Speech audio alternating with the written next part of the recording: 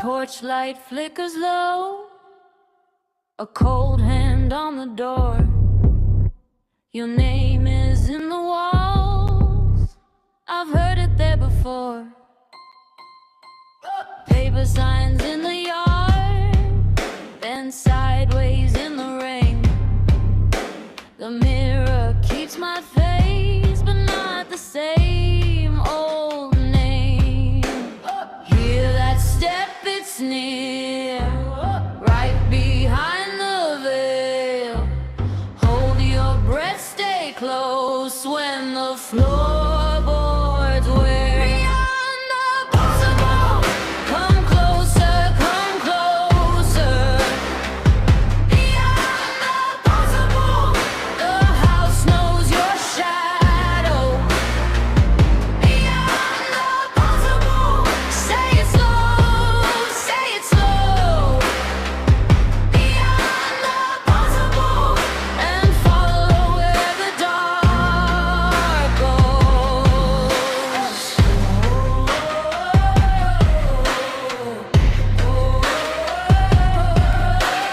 Jack-o'-lantern grin, burned into the stone, a key under the mat for a room.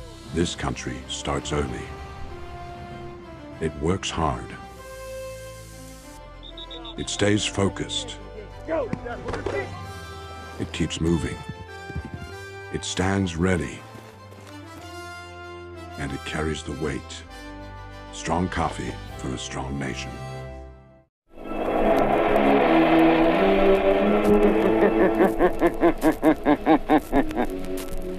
Who knows what evil lurks in the hearts of men?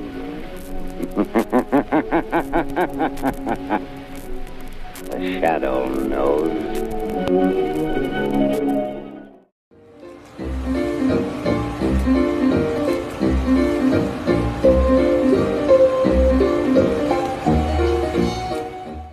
Are you troubled by strange noises in the middle of the night? Do you experience feelings of dread in your basement or attic? Have you or any of your family ever seen a spook, specter, or ghost?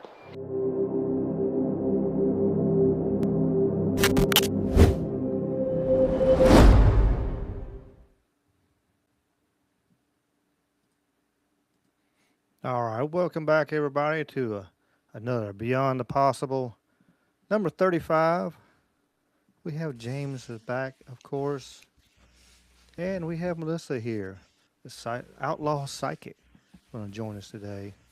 I think it's going to be fun. Fighting with Rumble as always, but I'm making it work as always. Yep, gotta love technology. Yeah. I'm gonna trip everybody out. Is if there's whoever's over there, they're gonna do my normal raid myself. That's a good workaround, though, if nothing else. Yeah, I knew. It's my fault. It's not really Rumble fault. It's my fault today. I was thinking it should let me do what I want to do, but it didn't. But how are you doing? How are you doing today, Melissa? I'm doing. I just had dinner, so I'm good to go. It's been a long, thankfully relaxing day. That's good. Nothing wrong with a relaxing day. Nothing wrong with that at all. I was thinking it should let me do what I want to do, but it didn't. But how are you doing? How are you doing today? There we go. I'm doing good. I had the echo there going. All right. How about you, James? How are you doing? I'm okay.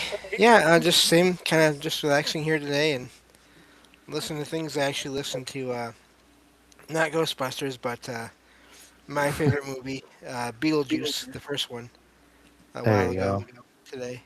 So that was nice. Love Beetlejuice, love Ghostbusters, love all that stuff. Scooby-Doo, the whole nine, you know? Oh, yeah. Right. Yep. So I've actually gone Oh, through like sorry. 2 or 3 copies of the Beetlejuice DVD over the years, just from watching it so much, listening to it so much. All right, now we're live on all the little platforms. Let's rumble and just miss the intro music. That's it. That's all right. We are, I think. I don't know. I'm still trying to check and run around in circles, but we should be good. Sounds good. Another wrong, little relaxing day on a Sunday evening, and glad to be here and be able to talk Hmm. talk things of paranormal and who knows what else, wherever the conversation goes. We got Tomorrow's Jen. going to get rockin' busy. I've got a couple phone calls and another podcast, and it's going to be nuts. Nice. Yeah, I gotta go to a funeral tomorrow. I'll be honest, but it's gonna be Mm, all right though. Oh, yeah. I'm sorry. Yeah, that's all right. Oh. But Melissa, if you would give an introduction. I know we got it in the description. Give you a description of talking about who you are. But for the Hmm. ones that don't know, let everybody know who you are and what you're about, if you don't mind.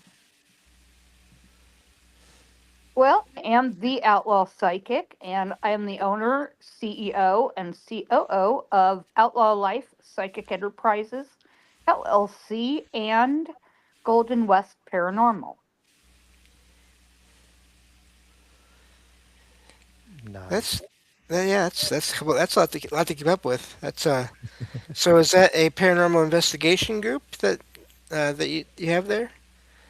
It's my very own. I am the Paranormal Investigation Group. There I we am go. the group. There ain't nobody with me. That's good though, because then you can rule out, accidental sounds or images of Mhm. catching other Well, investigators in the site. also, I'm psychic medium, so I'm Right, like psychic, intuitive medium. I see, I hear, I feel, I sense, I know. It right. just happens when it happens, and it doesn't when it doesn't. Yeah, that makes sense. I'm not nearly at that level, but I am somewhat sensitive, and yeah, when things happen, I can just feel that it's happening, and yeah, I Hmm. have little things here and there in my home once in a while, and usually I get a feeling around them. Usually, most times. Hmm. And basically, I can sense when there's a presence in the room. I know. It just when it hits me, oh boy, does it hit me! Like I'm going to give you an example. Like there was one morning I was up real early. I think somewhere between 3 and 5 a.m. or something like that. I saw a young girl, probably couldn't have been more than about 18 years old. Long white nightgown, long dark hair, uh, bangs. Her hair was real straight. She had sort of darkish skin. She was wearing a long white nightgown type robe and white sandals. She just walked very casually all the way through the sliding glass door, through the curtain, through my room, through the door. And then a few minutes later, back she came, and that was it. Wow. Never said nothing to me, never saw me, never said nothing to me, just there. Right. I was like, oh, okay, well, that was interesting. Yeah. I didn't see anything, but I heard something almost kind of similar. Where I was at home here in my apartment one night evening, and I started hearing talking from the front of the apartment, and I was in the Hmm. back, and it was a older couple just talking, having a pleasant conversation, and their voices just drifted through my apartment like they were walking through. But I didn't hear any footsteps, didn't see anyone, but just heard them talking, Hmm. and they just walked through from the back, or so the front through the back, and they were heading in the direction of a nursing home that is near my place. Hmm. And they didn't seem to be aware Okay, of that's pretty typical. yeah, they Yeah. didn't seem to be aware of the being in an apartment or of being there being anyone here. Mm-mm. They were just, but it was amazing because I watched, I tracked with my eyes as well as my ears, and there was nothing there visually. And I mean, I'm legally blind, but I'm not Hmm. completely blind, so I would have seen if there was a person there. Right. And also, I've seen here an older man, maybe about, I want to say about 5 foot tall, real skinny, slicked back white silver hair, fair skin, wearing glasses, wearing a like a hospital type gown, Mm, open in the back. Oh, believe me, I could see everything. wow. Wearing an adult diaper and wearing hospital slippers. Just walked right past my window on the walk path and disappeared. I asked around to see if anybody knew who he was or had seen him, and everyone said nope. They did not know who it was, never seen him before, and I'm going, okay, well, I saw a ghost then. Right. Interesting. Oh, Yeah. and I see a whole lot more than that when I'm out and about in town. Oh my goodness. So what part of the where area, what if I could talk, what area are you in general? You can be as, specific or as vague as you want to as I'm far in as. Beaverton, Oregon. Yeah, Okay. yeah. I'm in Beaverton, Oregon. Okay. So Oregon, that's also uh, Bigfoot or Sasquatch. At least parts of it are Bigfoot or Sasquatch country out there too. Yes. Yes, yes. I've seen Bigfoot twice. And that was Okay. not over here in Oregon. That was down in California. Ah, yeah, heard of that too. The Yep. two Bigfoot I'd seen, one of them, it was 4th of July weekend. My ex and I were going out to Klamath Falls to buy some bookcases. Yeah, that turned out real shitty. Sorry, but it did. Um, and I had just like woken up from a nap, and all that, and all of a sudden I see this big, huge, shadowy thing being, I don't know what you want to call this, on all fours, knuckling across the highway between us and an oncoming vehicle.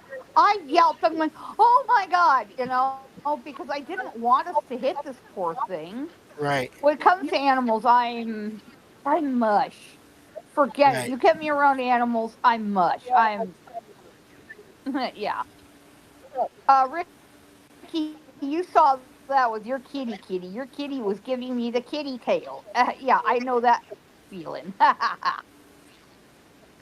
But anyway, with animals, I'm really soft, and even with Bigfoots, I'm like, oh my God, I don't want to hurt this poor thing. Thankfully, it made it out of the way before either vehicle reached it. Thankfully, Yeah. but it scared the living life out of me because I thought, oh my God, we're going to hit him and hurt him. Right. And the second one, I was on Highway 96, which comes off I-5 at the Oregon border. Okay.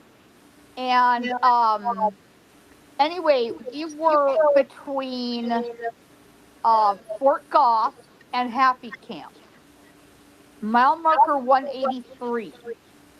Again, I'd wakened from a nap and I saw this big, tall, I don't know what you want to call it, but it was this big being thing walking upright. Yeah, walking upright like a normal person. And I observed it, and it was like 9.5 feet tall, had very short hair or fur, had a real nice chest, real nice chest. Um, Large feet, large hands, long arms, but was real, real thin. Bigfoots are normally big honkin', chonk. Right. big, massive beings. No, this one was not. This one was real thin. Probably not more than medium, thin to medium build. Huh. Um, and I remember the fur, hair, whatever you want to call this being, like a reddish orange, orangish reddish, something like that color. Um, like an auburn color, something like that. And it had like a half ape, half human face. And it was just strolling along the side of the highway. I goes, okay, that's interesting. And it didn't bother me any. It was just sort of there minding its business, you know, strolling. You know, we kind of nodded at each other to acknowledge presence, and that was it. You know, I just watched him until he faded out of sight. I didn't have any thought as to, take an image or anything because I thought I wanted to just keep this snapshot in my mind, for the rest of my life. Right. Yeah, that makes sense. And so often when you But try to one take a thing I picture anyway. remember, he was absolutely, Yeah. Sorry. Go ahead. yeah. But you know what I remember most is that he was just this most magnificent, beautiful creature, Right. you know? Yeah. I am curious. Did you So when you saw these two, they were. Did you get any sort of feeling with your psychic abilities, either regarding it or anything or anyone around it at the time of either sighting? No, it was very, no, it was just very peaceful. It was Okay. very, just kind of like, I'm here, you're here. I acknowledge it. Okay. We both go about our business. Right. Okay. That's amazing. For sure. Yeah. Oh, it says Yeah. your thing is uploading. What does that mean? Oh, I think it's just the for the Oh, stream. well, It's just anyway. recording. Yeah. Um, okay. Anyway, so I just remember thinking that this was probably one of the most amazing creatures I had ever seen. Completely beautiful. Right. No threat, just there. Hmm. And then when I was living in New Mexico, I had another encounter where I was watching something on Bigfoot and they said something about a Yowie. And I'm going, okay, well, that's interesting. No, I'll probably never encounter one. Yeah, okay. Um, I was going, I guess, from our vehicle to get something to bring it into the new house. Well, it was new to us, not necessarily a new home. We just bought the place. Um, and I heard a Yowie call. I goes, oh, okay. And I answered back, Yowie. And so we had a nice little, hey, how you doing kind of conversation. It was really sweet. Huh. And Okay. then I got a picture of what looked like a three-toed something walk through the snow away from the house across my yard. And I have a picture of the foot tracks. Nice.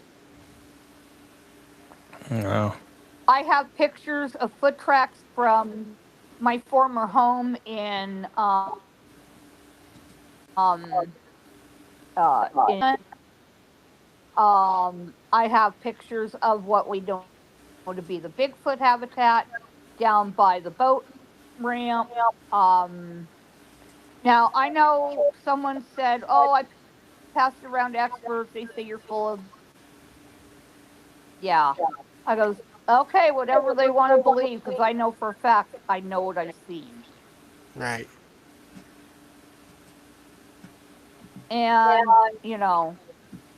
I don't know who these experts are, but whoever you are, if you ever contact me, I'm going to shut you down because I know what I've seen. I know what I've experienced. No brainer. Right. Poo poo me all you want. Don't make no difference. Yeah. Yeah, it's one of them things And where then as for ghosts, I've seen them. Vampires, I've seen them. Um, God. Oh, and I even know Santa Claus personally. Yep. Okay.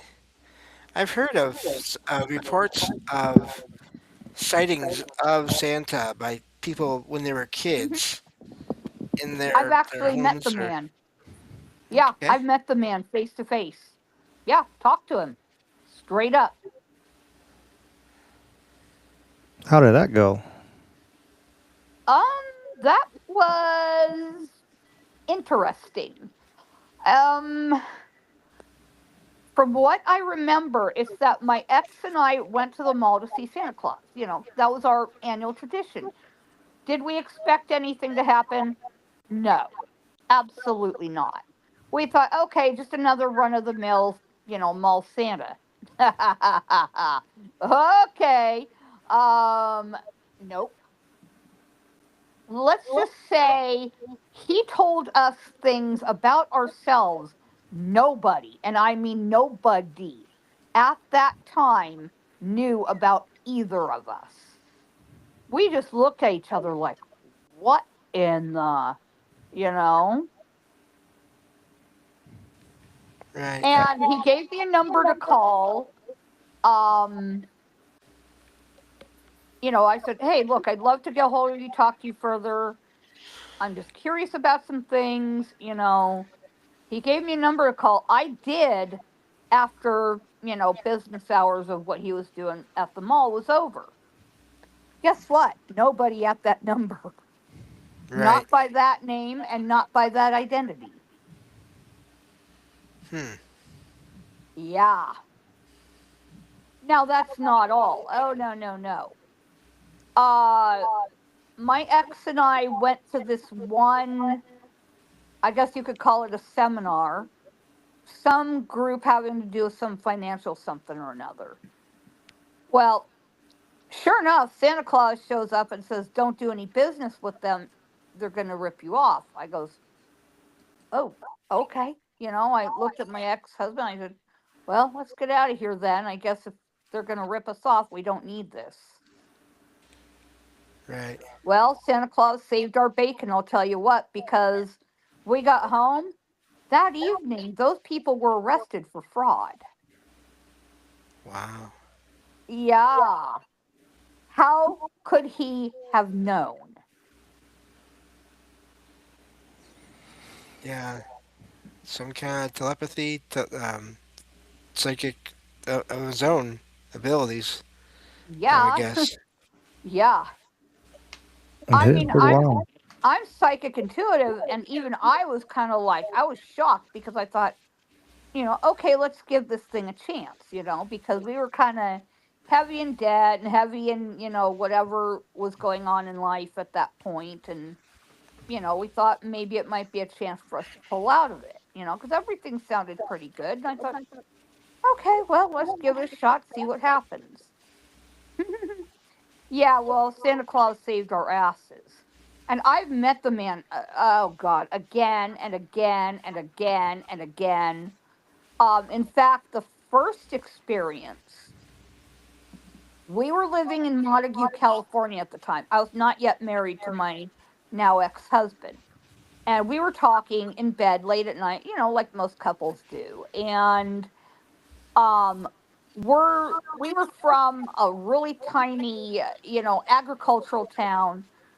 With the sounds of bells and rains and hoofbeats and all that stuff are. Those sounds intimately Right. because you work every day with those kind of animals. Okay, well, something late at night pulls up on top of a roof that has such a sharp pitch. that even electricians and other service workers are afraid to go up there, even in the best weather. Hmm. Pulls up directly on top of it. We hear hooves pawing at the roof and sleigh bells and, what sounds like a very heavy set man walking around talking to these animals on that roof. We're going, what the, you know? And all of a sudden, we both just get real sleepy. And before we fall asleep, I hear that same person walking along the little catwalk thing that connected all the apartments on that floor. Okay, and this is an old building built way back in the 1800s. So, you know the sounds of the building quite intimately. And you hear this guy going into all these apartments, and I'm going, what in the hell? And then all of a sudden, we just fall dead asleep. We lose 4 hours of time, 4 straight hours. We do not wake up at all.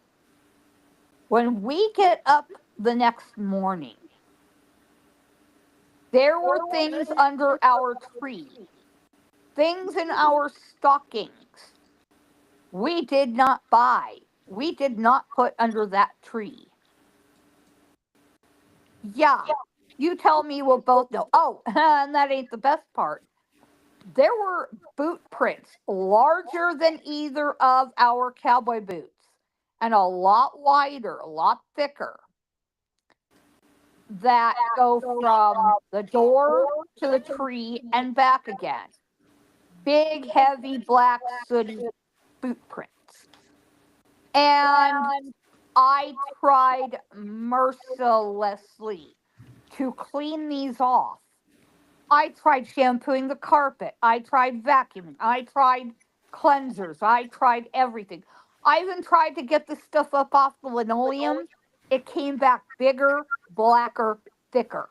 I'm going, oh boy. Yeah. So what did the? Because I'm wondering here now. Eventually, I'm guessing. I can just imagine the apartment uh, complex owners. Did you have any problems with them from all of that? Because Well, that no, because I didn't tell them. I didn't say a word because okay, the apartment owner would have freaked if I'd have said anything. right, And when she finally did see, she goes, "Why is it so dirty?" I goes, no, trust me. Ask my ex, ask my husband, ask, you know, the man that I was with at the time. Ask him. He knows I tried mercilessly to clean this. I couldn't do it. Every right. time I did, it came back blacker and thicker. There was nothing I could have done. Nothing. Not one thing. Hmm. And I tried the best cleaners we had at the time. I tried everything. I tried vacuuming. I tried cleansers. I tried mopping. I tried, scrubbing the carpets. I tried, carpet cleaners. I tried, shoot, I even rented a rug doctor. I even rented a rug doctor hoping that would clean it up. No such luck. Hmm. And then the same thing happened again when I was in Cheyenne, Wyoming, with the boot prints, the stuff under the tree, the stuff in the stockings. We had no anything. Those were not what we bought, what we put in our stockings, what we bought and put under the tree. That was not us. I promise you. That was not us. Yeah, I've heard of similar accounts before of that, just here and there. So um, it's rare, but it does. Apparently, I found accounts of that online from people. So yeah, And then, oh, but it only gets better. Every year, right around just after Halloween, until New Year Day. I see a man that looks identical to Santa Claus. Oh, yes. Oh, and that's not all. He's met me over at St. Vincent's over here, and it's not even Christmas time. And yes, I've hugged the stuffings out of him both times.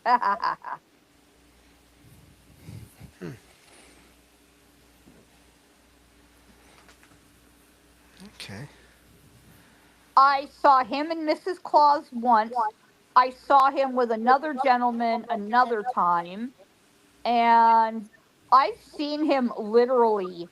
I've seen like the same or similar man literally everywhere I have been. Wyoming, Colorado, New Mexico, Utah, Arizona, California, Nevada. Oh yeah, I've seen him from here to Texas and back. So, in the cases where it looks similar, do you think it's a case of changing shape slightly or sort of taking Changing on? slight appearance slightly, yeah, depending on where Okay. you go, yeah. Okay. Yeah, I was thinking of that. And I Yeah, mean, it's crazy because it's like, wow, you know? right. I mean, don't get me wrong. I know several real bearded Santa actors. I know some of them. Nice Right. guys, but not actually Santa Claus. They'll tell you they're Santa, but they're not Santa. I know that. I know the difference. I know the difference. Oh boy, do I. Hmm. As for vampires, oh lordy. Well, I am cousin to actual the real thing, Count Dracula. Yeah, I am his cousin. I'm 18 generations removed. And then there was a guy dressed as a vampire, you know, trying to look like one, I guess. I don't really know, but anyway, I was at the bus station in Tucson, and this guy dressed like a vampire, sees me and goes, lifts up his cape and hisses at me, and I goes, I mean, really hissed at him. I gave him the kitty hiss. He goes and tucks tail and runs. I goes, yep, serves you right. Ha! You hiss at me, you get a kitty mama. Hmm. I just had to laugh. I thought that was funny. I mean, I'm like, Right.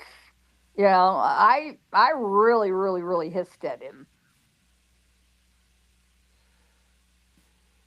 So, I'm wondering what you think about, besides human spirits, uh, other entities out there, any kind of, let's say alien, whatever aliens may be, as far Oh, as, aliens where they're exist. from. I've seen them. Aliens exist. Oh Okay. yeah, no, don't get me wrong. I've seen them.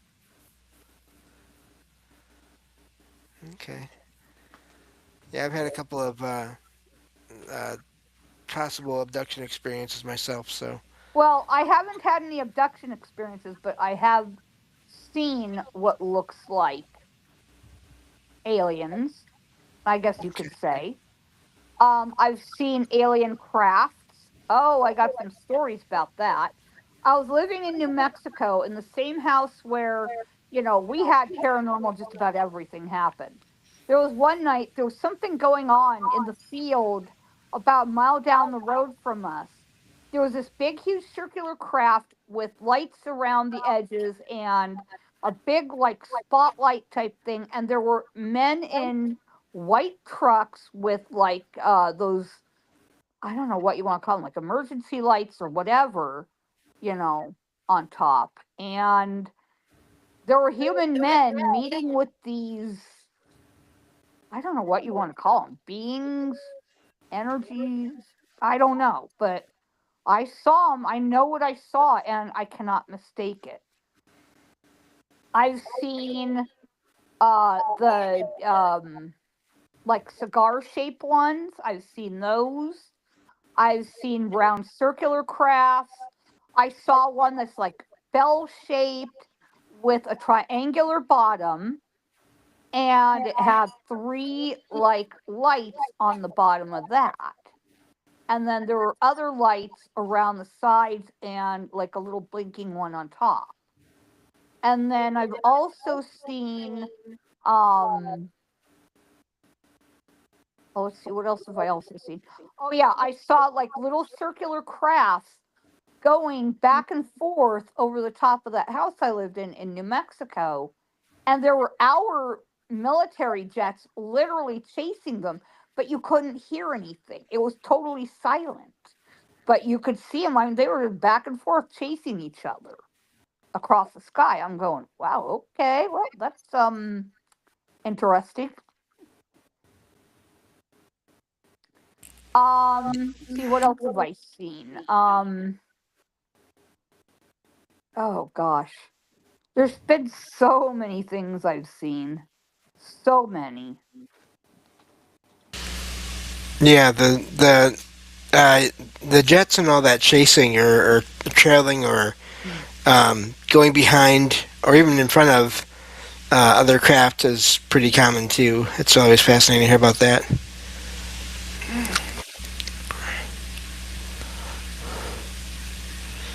Well, yeah, I saw that over the home in New Mexico in the skies. Um, God, I've seen ghosts, I've seen spirits, I've witnessed all kinds of things.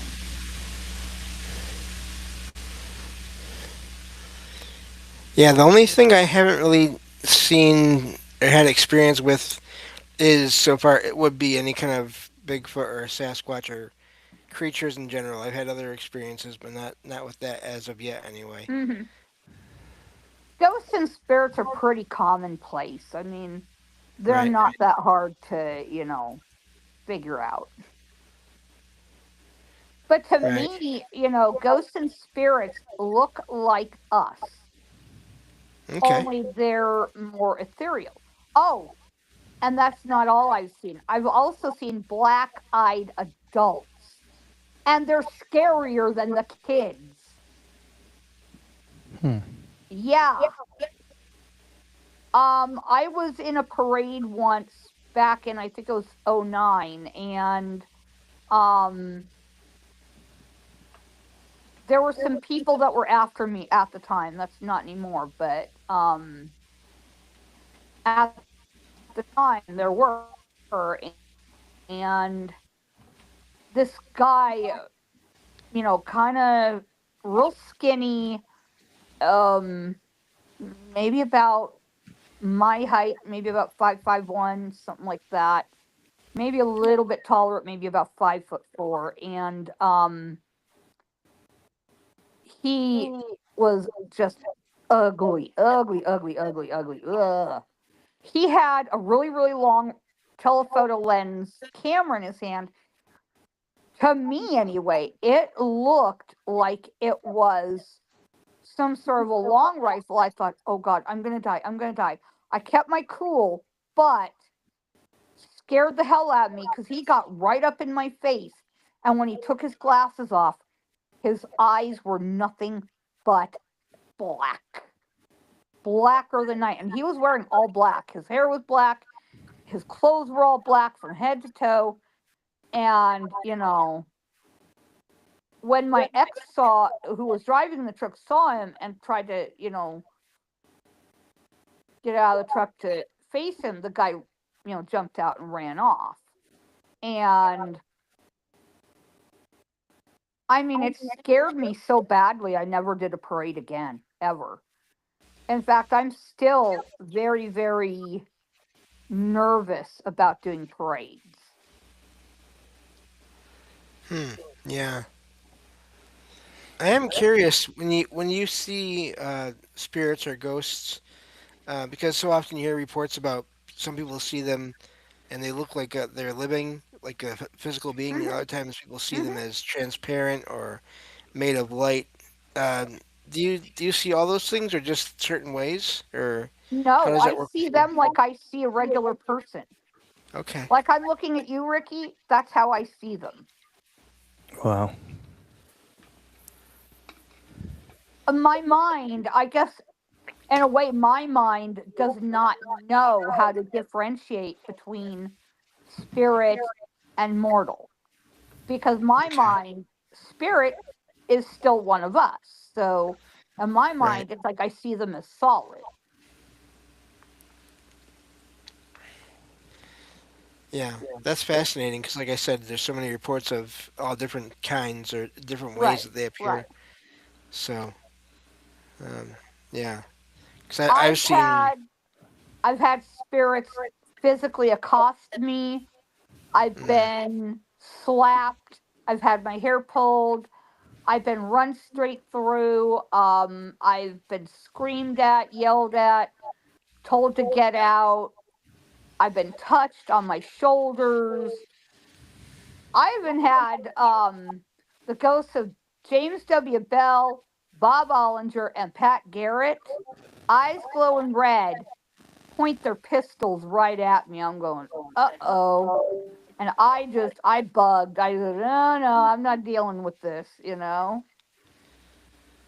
so that's fascinating because how I always wonder how this works because these objects that they carry in some cases, would they could they do anything like hopefully those guns couldn't actually No, shoot I anything don't at you. believe they could actually do any harm, Right. but I was not going to take that chance either. No, I don't blame you. Yeah. That's just always fascinating. The same thing goes with vehicles when people see apparitions with vehicles that, Right. appear and vanish. Oh, that reminds me. My ex and I were once chased up the highway um from Sabroso over on Tauski Valley Road from Sabroso Restaurant all the way to our driveway by a big black pickup truck. I could not see the driver, but this thing got right up on our tails. And the faster we drove, the faster that thing got on our tail. I mean, that scared the life out of me.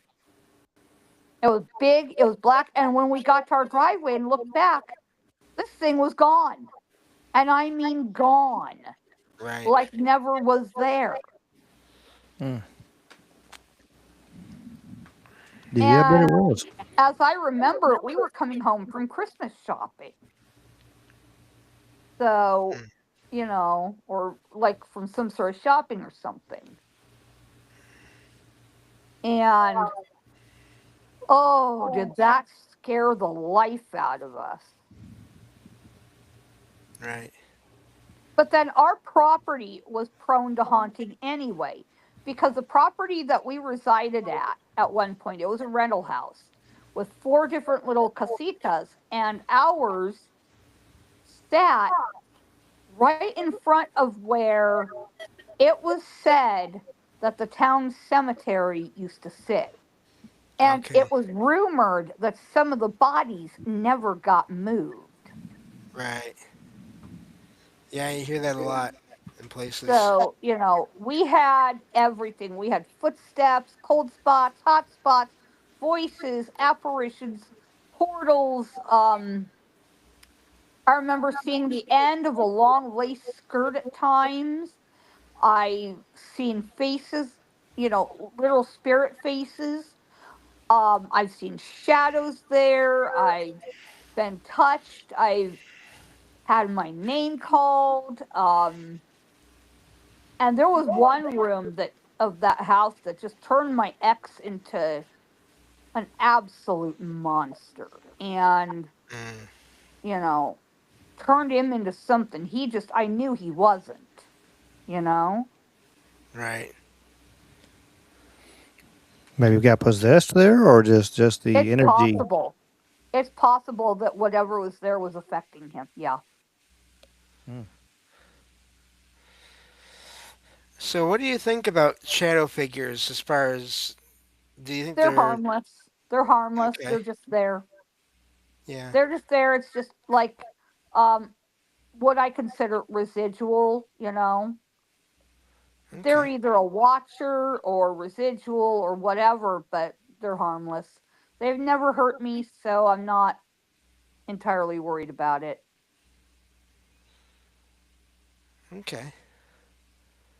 Yeah. I've heard all different sort of feelings about them. So I never really, at this point, I don't think of any one being like type of being having the same intent all the time. I think it's everything is different. Everyone's different, just like it is for regular people. Yeah. It's different for everyone. Everyone's going to have a different experience. I mean, I see stuff all the time. So to me, it's kind of like, no, that all, eh, okay. Right. Next. Yeah. I've And sometimes my attitude is like, oh, that's the best you got. Come on, impress me. I've not anywhere near that level, but I've over the years I've gotten kind of used to most experiences I've had, and now in general they don't really bother me too much anymore. Yeah, I always go with what I feel like if see how I feel about whatever's right. happening, and I mean I've had like maybe 5 experiences total that I didn't care for out of dozens, Yeah, maybe out of dozens, I've had one, two, three, maybe four experiences. Well, maybe five. right, Because my very first experience, my sister was a baby, and I mean newborn baby. Okay. Like couple months old, and something or someone, shadowy figure being, I knew it was female, I could tell it was female, um tried to go after her. I'm like, no, I don't think so. And chased it right back out at mm, 3 years old. Yeah. there you go. Mm. Yep, that's good. So yeah. Yeah, being that young and being strong. Hmm. When I was a kid, every time that, like the school that I went to, the grade school I went to, was haunted. Oh yeah, no, it was haunted. Haunted, haunted, haunted, haunted. I used to play with the ghost children. I never played with the humans. Hmm. Yeah. I always played with the ghost kids because they were more like, they didn't care if, like, I could see them or couldn't see them. They Right. didn't care. All they cared about was I was another kid and we were able to play. Yeah. And I It's never saw them as anything more than what a human would be. So, it was kind of just like, oh, just another kid. Okay, cool, well, and they were probably glad that they had someone new to them that Hmm. did want to play with them if no one else had for A however long long time. since they were there. Yeah. Yeah. Um, the church. Oh, the church. God, I could tell you stories about that place.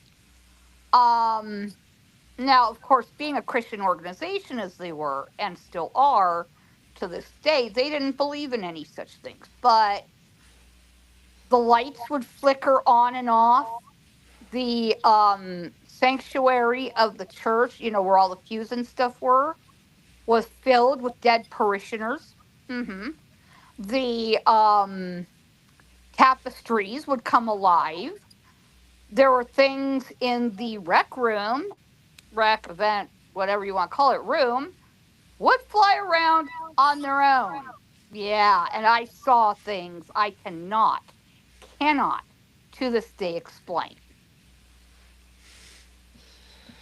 Yeah. I think it's when you have places that there's so much focus on any kind of spiritual, even if it's a belief system, it's still focused on something non-physical in a way. and Mm-hmm. so there's still a lot of energy, a lot of emotion that gets put into a place like that, and I think Mm-hmm. it's yeah. There's a church near me that they have a gymnasium, and they used to open it up. They probably still do in the mornings for people to walk around in there, and a lot of times I'd be walking by myself, and whenever it was just me in there, I would hear footsteps behind me, Mm-hmm. a ways behind me, walking, and I would stop, and they'd keep on going for another second or two. So I knew Mm-hmm. it wasn't just an echo, and then I'd start again, and never felt anything bad from them. It was just there was someone else there. But then as soon as someone else showed up to do some more walking themselves, all that stopped. Right.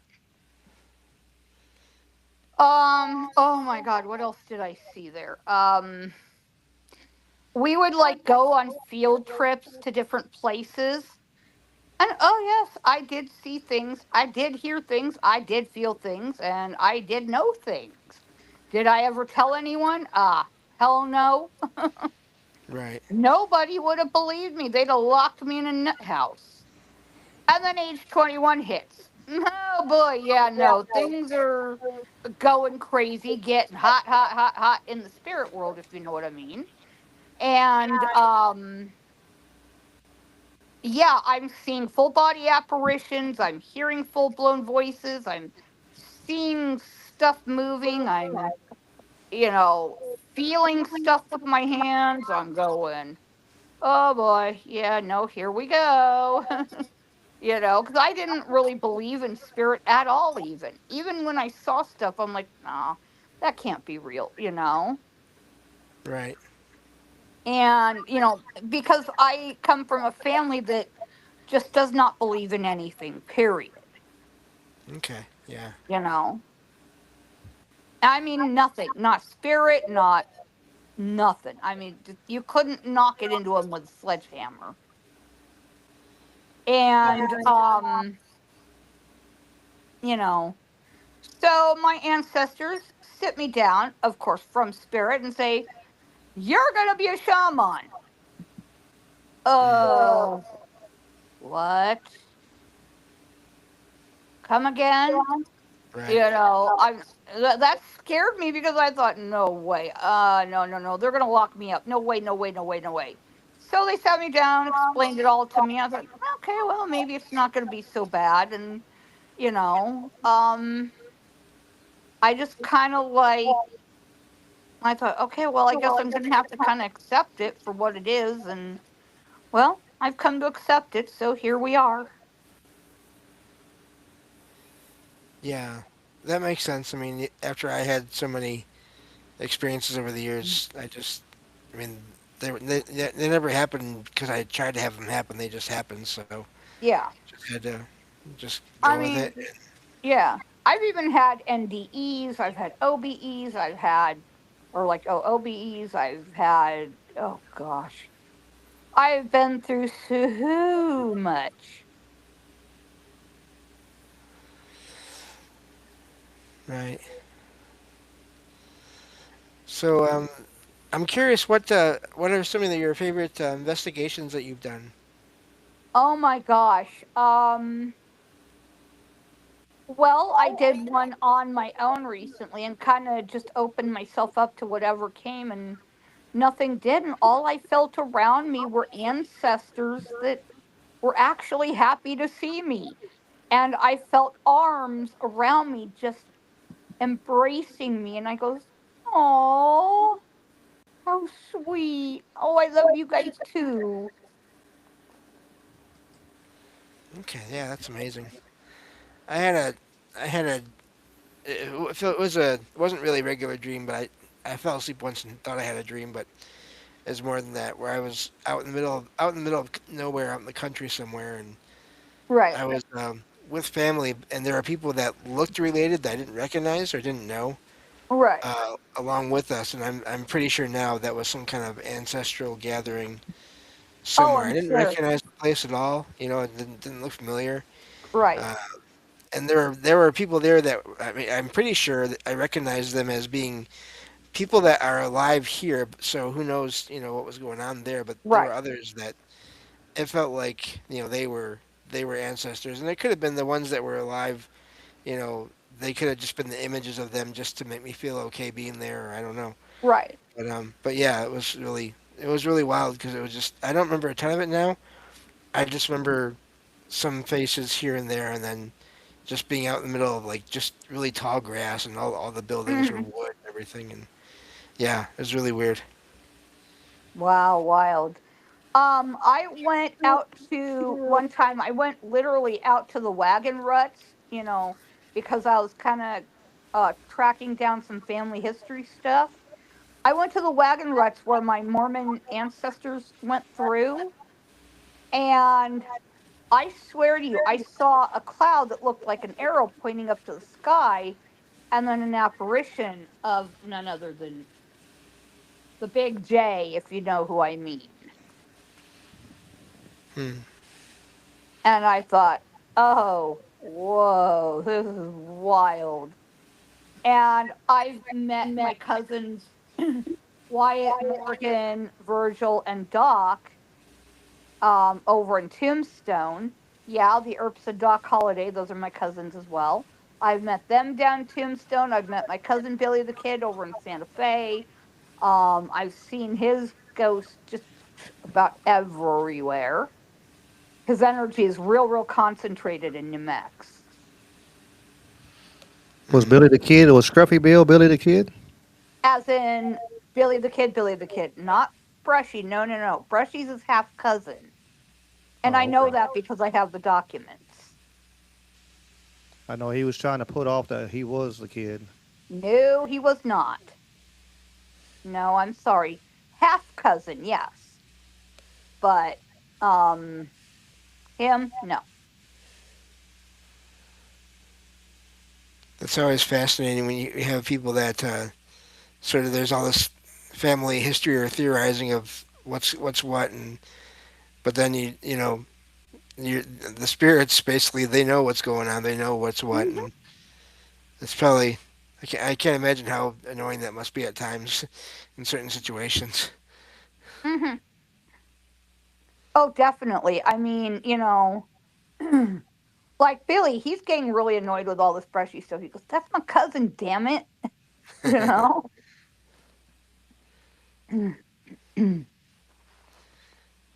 Yeah. So you think the original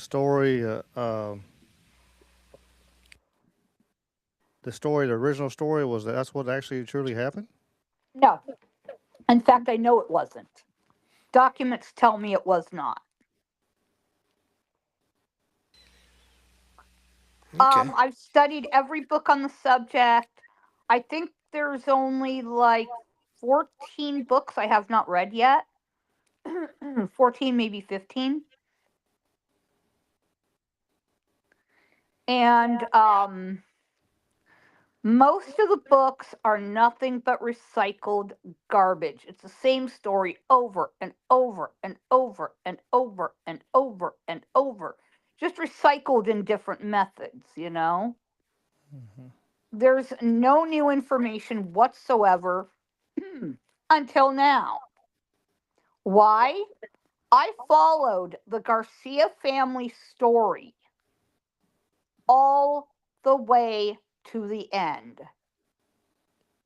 And I hunted down every available document. I have everything: birth, marriage, death, census for him and all of the rest of his family. So I've hunted down records for him, for his wife. Yes, he was married, folks. Yes, he was. Don't tell me he wasn't. The document exists. He was. Hmm. And they had 4 children. I have that. It's all in census, black and white, under her name. Prove me wrong. It's all there, black and white. Can't miss it. And then I have all the census records. I have all the other documentation. I even have his baptismal record memorized. Was he killed by Pat Garrett that night? No. Did they make it look that way? Yes. Staged abso-friggin-lutely. But the other reason I know, and I know a lot of people don't believe me, I just don't friggin' care no more. I was there that night. I was there and I can tell you the story of what happened. Okay.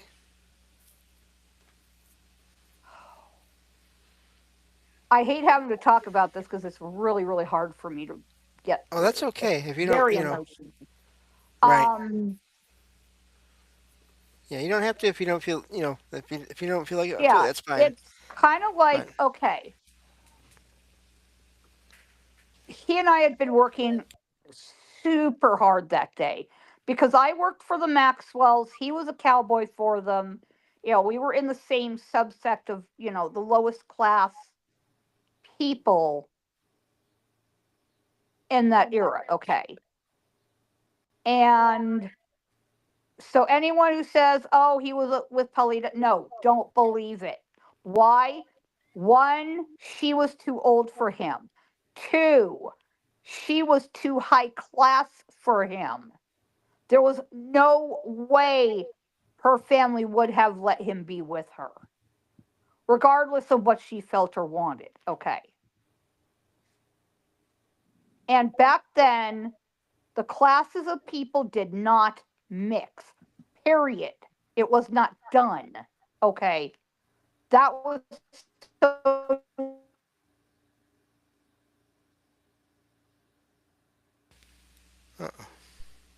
But there we go. back then, it was not done. And any lady that wanted to even speak to a gentleman back then had to have a chaperone.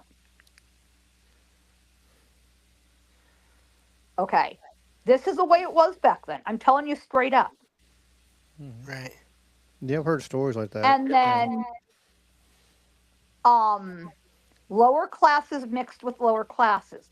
Upper classes mixed with upper classes. There was no in between. Okay. There was no in between. Middle class of the time mixed with middle class of the time.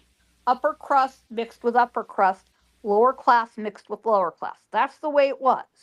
Flat out. And we had been working really, really hard. So we agreed to meet. We went by different directions, okay, to throw people off of our trail. Met at what used to be the peach orchard. It is no longer there. That was tore up by various natural disasters after 1881. And so we had spent some time there together. That's where all the young people went to get away from the adults, shall we say.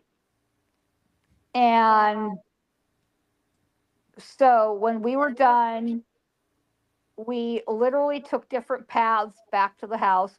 I went to the kitchen. He met me later at the kitchen. You know, he scooped up me and the kids. We were talking real low because, we were going to leave the next morning. We were going to be gone. We were going to Old Mexico, had everything packed up. And he said, I'm really hungry. I gave him a knife.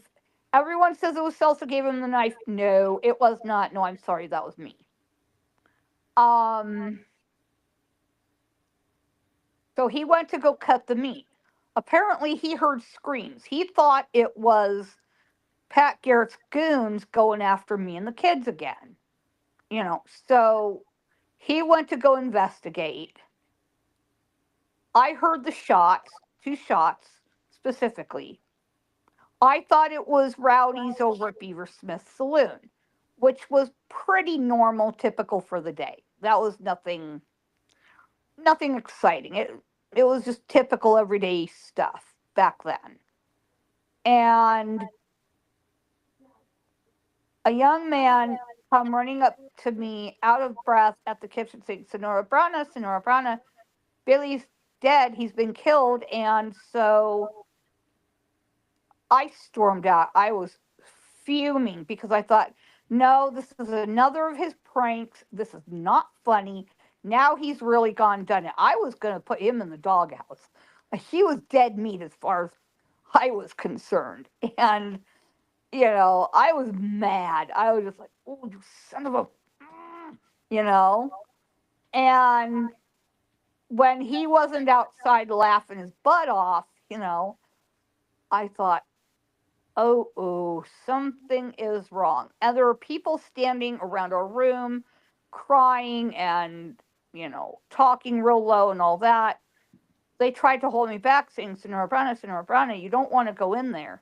You don't want to see what's in there. And I pushed through them all. I said, let me through. And I got to the doorway, saw what looked like him on the floor, dead. I screamed. I screamed bloody murder. Oh God. It was horrifying. Blood everywhere, bone and tissue everywhere. And later things are going to back this up. I'll tell you about that in a minute. And so I run to him. I'm crying my eyes out. Please don't leave me. Don't leave me. Me and the kids, we need you. And he's not quite dead yet. He took his last breath in my arms, whoever this was.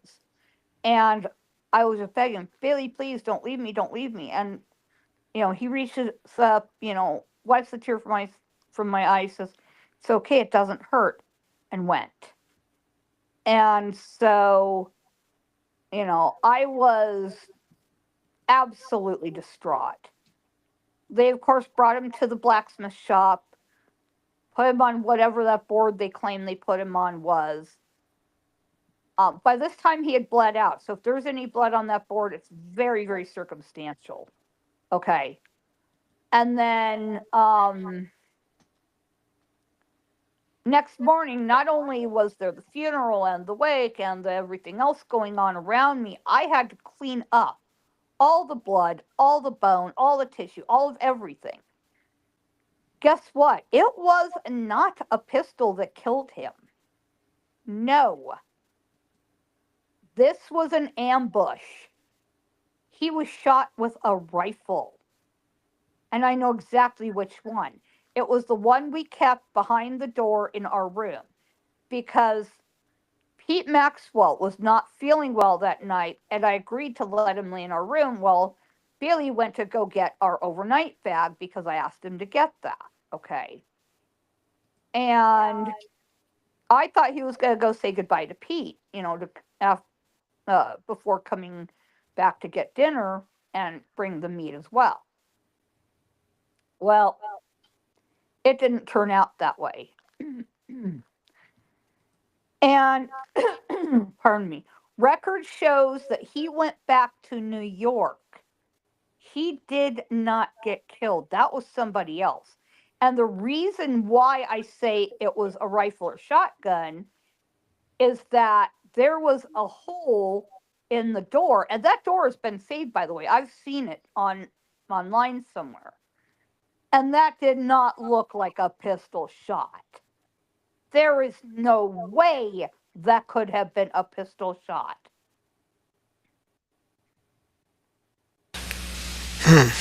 There is no way in heck that could have been a pistol shot.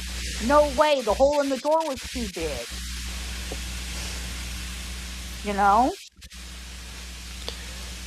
Right. Yeah. And I have the death record of where he died and what year. It was 1935. And my co-author has an image that will be in my book of me and Billy together in either 1900 or 1910. So, okay, he did not die in 1881.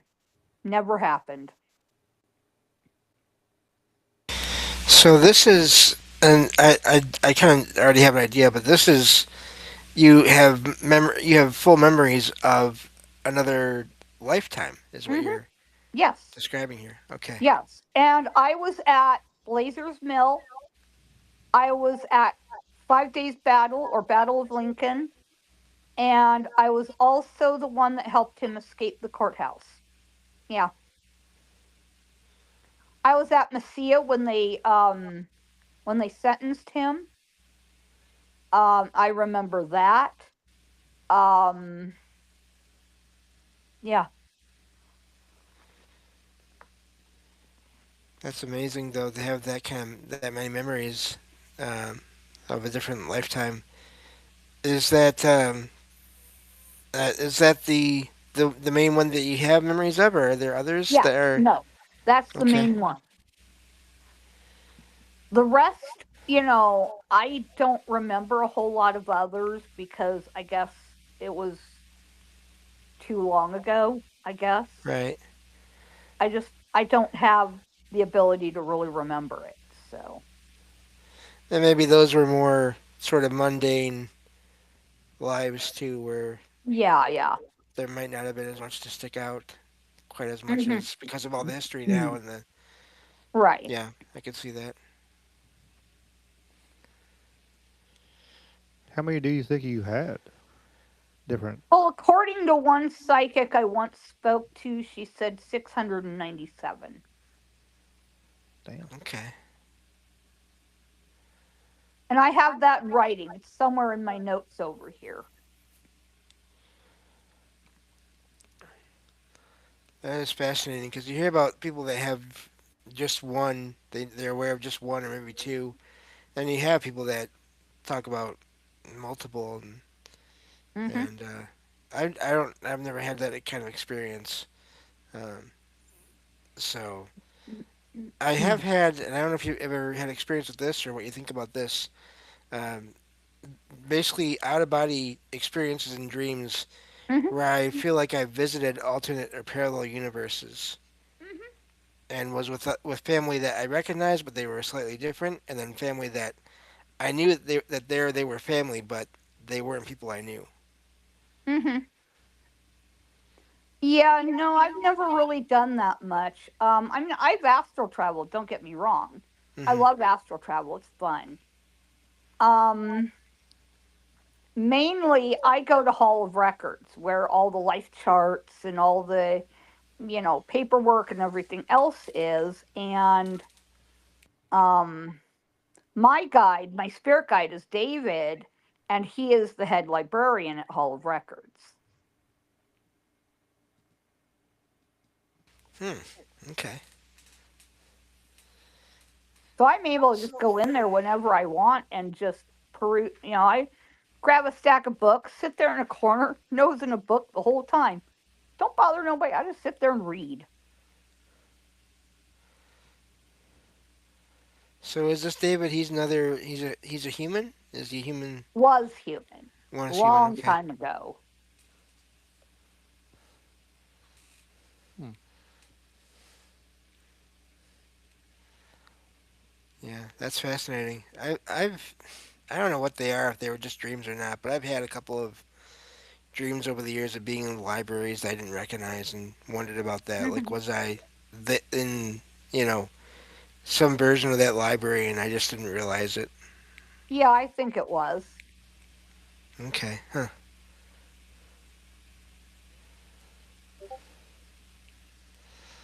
I think it was. So, curious about some of your other investigations that you've done. And Oh gosh. I haven't really done too many of them. okay, Um, but what few experiences I have had with spirit, I would call those investigations, kinda, right, sorta, yeah, somewhat. Um, like with Tombstone, I was there when I was like, I don't know, 13 or 14, somewhere in there. And, we'd gone there as a family vacation, there in New Mexico and all that. But anyway, um, it was real, real hot. It was like June, I think it was like June, something like that. But it was real hot. I remember being blistering, blazing hot, but it was really, really dry. So that was kind of interesting. We went in the Birdcage Theater first. We didn't get to see very much more of Tombstone, although I want to. Don't get me wrong. Right. Um, and there's still things there I still have to see because I haven't had an opportunity to see much else. Um, so we pay our ticket fee, whatever it is, our entrance fee. They close the door behind us, and the air in that place, I swear to you, got thick. It got real interesting. Um, there was a bar to my left. There was a bar with a back bar and all that to my left. It's not there anymore, but it was there at that time. I don't know if they moved it or where they put that. I have no idea. But anyway, it was there. And then to my right, there were tables, chairs, exhibits, and whatever else have you. It was just sort of a mishmash of stuff, I guess you could say. And I remember hearing stuff moving behind the bar. I look over, and there's Curly Bill Brocious staring back at me. I'm going, okay, well, that was interesting. Mm. And then um, I'm just trying to get my bearings at this point.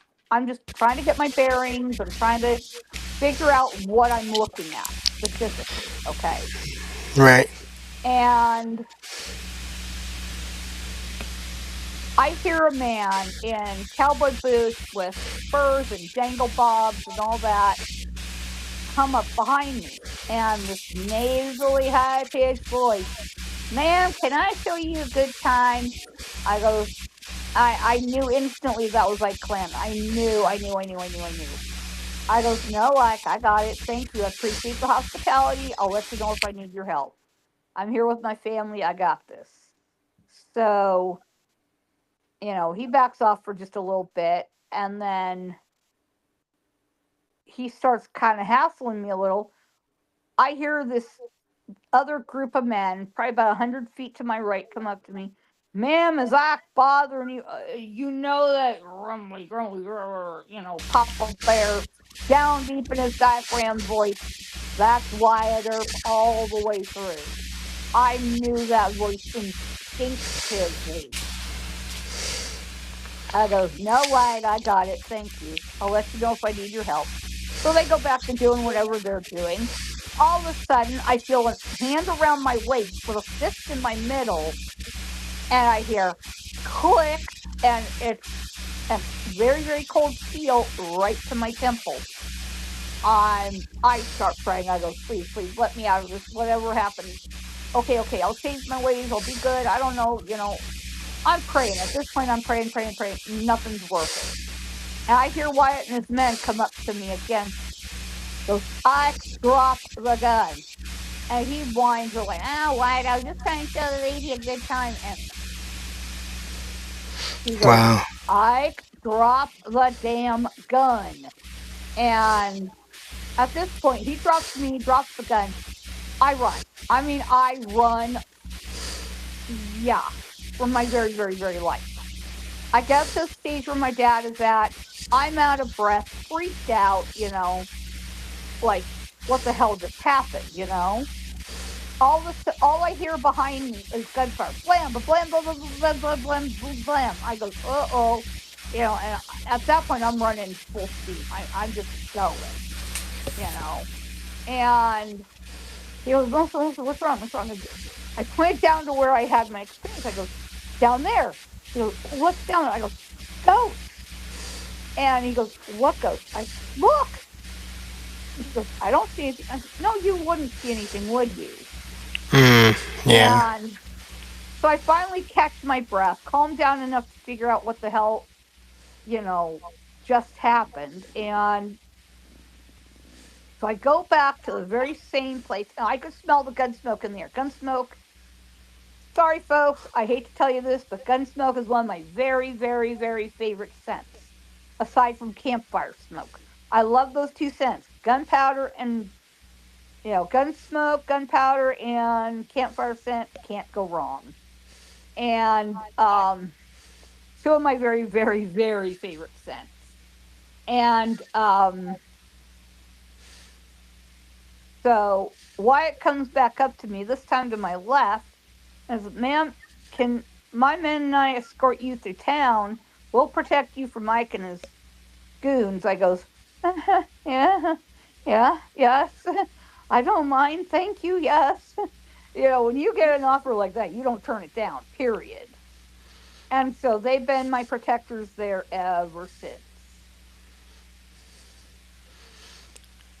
That's amazing that their spirits, and so I'm just really, I guess, as always with all this, I'm trying to figure out the mechanics of everything. So, like, obviously, they were not physical guns that they were firing in this level of reality, but I don't know, just energy discharges of some kind that they were sending at the at the other ones to drive them away. I'm just really, that's a No, it fascinating was at idea. each other.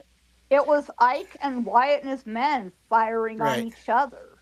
But what I mean is And they were, it wasn't guns with bullets, but that's how it came across to you.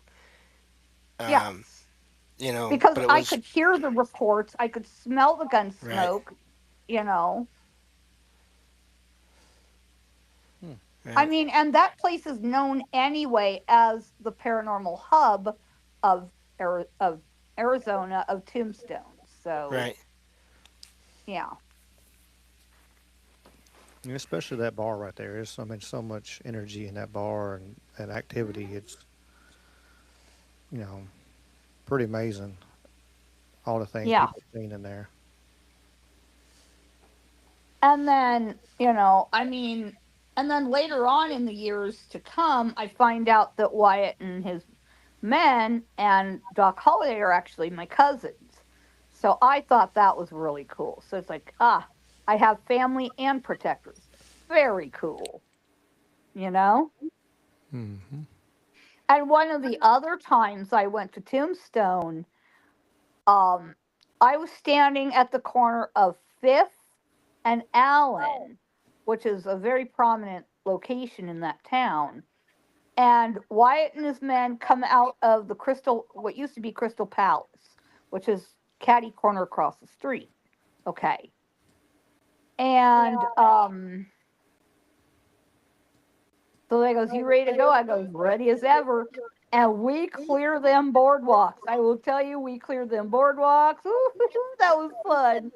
I would do that again in a heartbeat. I mean, we had spurs, jangle bobs, guns hanging proud, all that. We was walking to the gunfight at the corral, and I mean, it was fun because not only were the boardwalks like clank, clank, and um, people were clearing away, eyes going wide, color draining from faces, jaws hanging out, drinks dropping, ice cream dropping, kids crying, dogs barking. It was funny. It was hysterical, and I loved every second. I would do that again in a heartbeat. It I was bet. me right in the center, Wyatt to my left, Doc to my right, Morgan to his left, Virgil to Doc's right, and we're just walking one straight line right down that boardwalk. Oh, that was so fun. Would have been amazing if you could have interviewed everyone that was there afterward and asked them, what did you see or hear or feel? Uh huh. I saw it. I mean, I saw that with my own eyes, and I can't make this Right. shit up. It happened. Oh, it happened. And then in Santa Fe, I met up with my cousin Billy the Kid because, it was like March, late March, early April, right around spring thaw. And It was real cold outside. And I had a book with me, John Tuska's Billy the Kid, a handbook. And I saw the passage for La Fonda Santa Fe. And I looked up, I goes, oh my gosh, I swear I was drawn there like a moth to a flame. I walked over there all by myself, almost like something was pulling me, if you will, toward it. And the entrance I went in at the time had saloon doors, swinging doors, or what we call cafe doors, which are now on the other side of the building where the French uh, pas- pastisserie is. So, sorry, I have a hard time pronouncing that. But anyway, that's where the French bakery restaurant is now, or pastisserie. And what is where the saloon used to be is now the entrance hall, you know. And they moved the saloon back probably maybe about another 200 or so feet and moved it over to the left, just catty corner from the pastisserie. And there's now a hallway there and bathrooms at the end of it and the whole thing. Anyway, they changed everything around a lot. And I have a picture of the exact spot in the saloon where I met Billy and his men literally for the first time in this time. But they were spirit and I was mortal. I was only 14. Very cold outside. It was freezing. Ooh. And he looks up from his table. He goes, kind of gives me this look like, Brown, what are you doing here? I goes, Billy, what are you doing here? I should be asking you the same question. And so he motions me to come toward him. I goes, okay, and he says, come sit with me. It's very cold. You'll catch your death. I said, okay, well, Survival 101 says body heat. Find body heat, get as close to someone else as you can when it's that cold, you know? That's Survival 101. And so I did, and we started talking. I mean, we just talked and talked and talked about everything. Like no time had passed, and his men kind of goes, "Oh, who's that?" And they start kind of crowding around me, and he pulls his pistol and says, she's mine, back off. And they all go, oh, okay, and back off, go back to whatever they were doing. And so, we're sitting there and talking, just talking about everything, literally. And he puts his hand on mine. An electric jolt goes up my hand, through my arm, into my brain. And all of a sudden, we're back in 1870. I look around me, I goes, whoa. And I could see out the cafe doors, literally out onto the street. I'm going, oh, this is cool. I could hear roulette wheels going and, men playing cards and chips clanking and, money being thrown in the center of tables and glasses clinking. I could see the bartender tending bar and, wiping down glasses and all that. I'm going, oh, wow.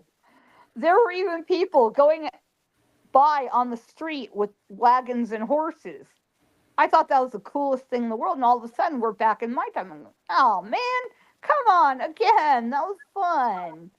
I wanted to do that again. That was great. And so, anyway, my parents finally find me and goes, so that's where you are. I goes, yeah, I was with Billy. There goes, who's Billy? I goes, he's right here next to me. There goes, we can't see him, but he's right here. What do you mean you can't see him?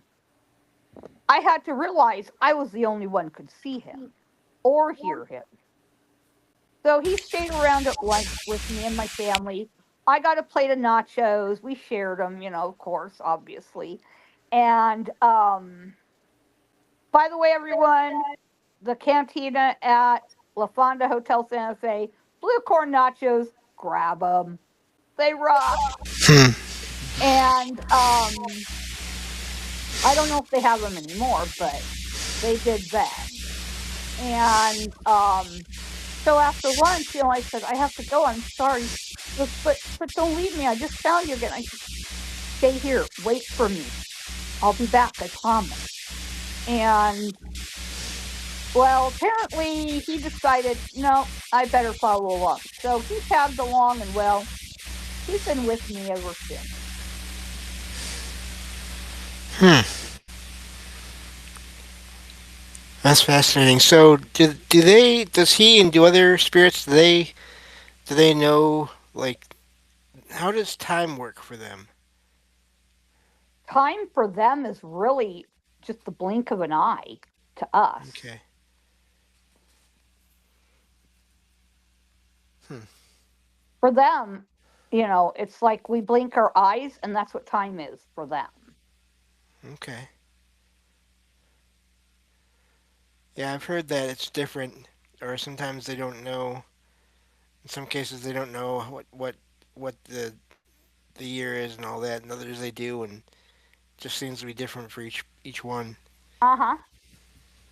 Well, some don't know they're dead. Others have Right. unfinished business. Others, you know, like want to stay around because they're afraid of whatever retribution is waiting for them.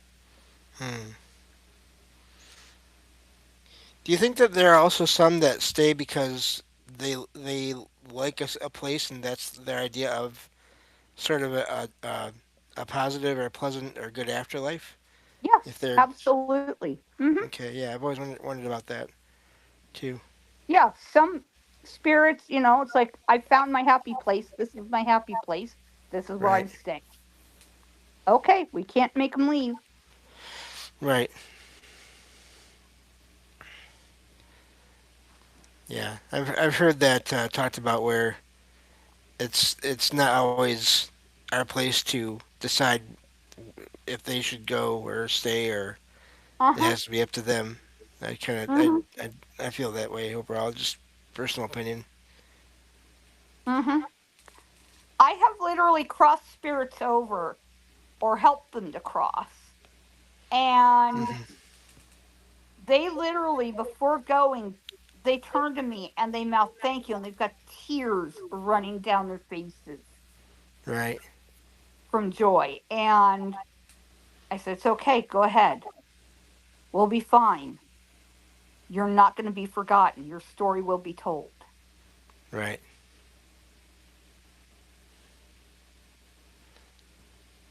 Yeah. You think that's what a lot of times that's what they really want is just to make sure they're not forgotten. It seems.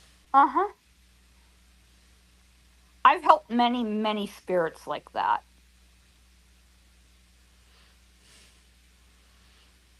Yeah. And that's one of the reasons why I love looking into all these things and all these places and these accounts of the lives of the people, but then also the reports of what may be them after Mm hmm. they've passed and trying to figure out why they're there and what they're doing Yeah.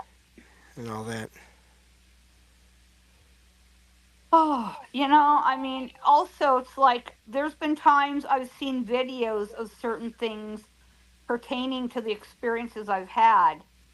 And there's certain things that will hit me all at once and I'll just lose it. Mm, Sobbing. I'm just, like part of it is happy, part of it is sad, part of it is melancholy, going, I wish it had been different, or I wish I were there, still, I wish this or I wish that. Yeah. right. Yeah, it's this whole the paranormal, the supernatural, all that stuff. It's a mix of everything. It's positive, negative, neutral. It's all there. Hmm. Yeah, it is. Like, for example, there was a video of Billy's cowboy boots, you know, and they're now over a tombstone. And I remember the first time I saw it, I just lost it. Lost it, lost it. I was crying so hard. I was just, almost like thankful they found them and happy they're there. And his energy is like all over him, and everyone's laughing at me, going, "Oh, those are newer boots, blah, blah, blah." He goes, "No, you don't understand. Unless you were there, you will never get it." Right. So you could sense his energy, and I'm not doubting at all because His I do think all energy these was things. all over those boots. And you were able to sense this through the video. Yes, I That's knew. amazing. I knew. And I know. It's not something I have to think about. Okay. And someone said, "Oh, well, this guy bought them from blah, blah, blah." It goes, "Well, whoever he got them from, guess what? Sold him Billy's actual boots." I'm not Right. kidding. Hmm. That'd be a hell of a buy right there. Yeah. Whoever the owner of the place bought those boots from bought the actual boots. I'm not kidding. I cannot make this up.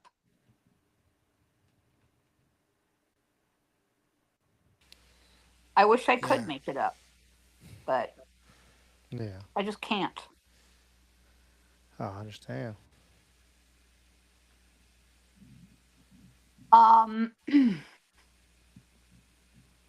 You know, it's been an interesting ride, I'll tell you. I mean, I was in the hospital for 7 months fighting for my life. So anyone who's thinking of laughing at me, making fun of me on this thing, don't bother, okay? Just don't bother. Unless you were there, well, you know. Um, I battled through diabetic coma, had a seizure, 2 heart attacks, 2 flatlines.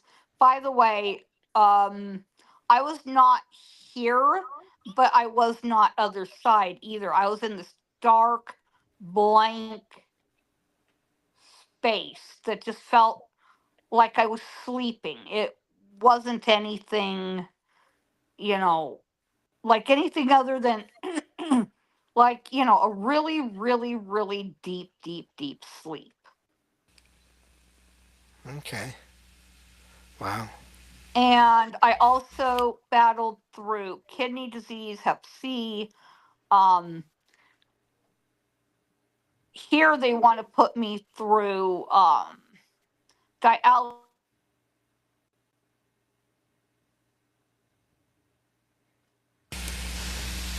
Uh-oh. Froze. Huh. Hopefully she'll come back. Yeah, I paused the upload and trying to help with her internet. I did that way early. Mm. Yeah. Sometimes Yeah, you gotta have little issues and stuff like that. that's a lot to go through, though. My gosh. Mm-hmm. Absolutely.